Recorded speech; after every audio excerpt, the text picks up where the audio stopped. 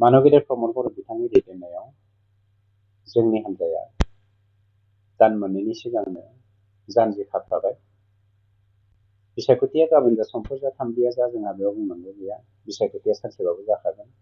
बेनि थाखाय जों मेन्टेलि, फिजिकेलि, स्पिरिचुवेलि जों फारफ्रोमबो बिथिङाव रेडिखा। खिन्थु मोनसे खोथाया, बिथांमोना हाजारखि BPF हान्जाया गावखौ मोनसे हान्जा हिसाबै मावनो आवगायबोआथों मानो, बिथांमोना दिनै बुरलुंबुथुर दैनि जि गुथाल, बे गुथालजों बुसोमजानाय गांसे बिलाइ गोरान बायदि जानानै थाबाय। गतिके हाग्रामाया हाजारखि मावाथों मानो BPF खौ मालाबाबो बोखांनो हालिया। आरो BPF आ बे 15-20 बोसोरावहाय मालाबाबो सासनाव फैलिया। मानोना BPF नि सिनस्रिया बायबाय।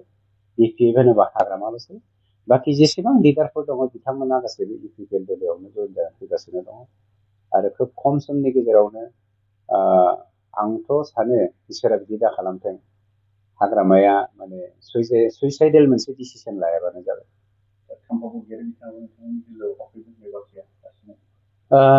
बाथ्रायाथ' सोलिगासिनो दङ। खाम्फायाथ' BPF खौ नागारखाबायानो जोंनि मोनथिनायाव। गतिके BPF खौ नागारबाय जेब्ला BPF नि अल्टारनेटिभ वेखौथ' बिथाङा लाखानांगोन। गतिके जोंनि थाखाय साफ्रोमनोबो जोंनि दरजाया खुला, नाथाय हाग्रामानि थाखाय दरजाया बन्द'।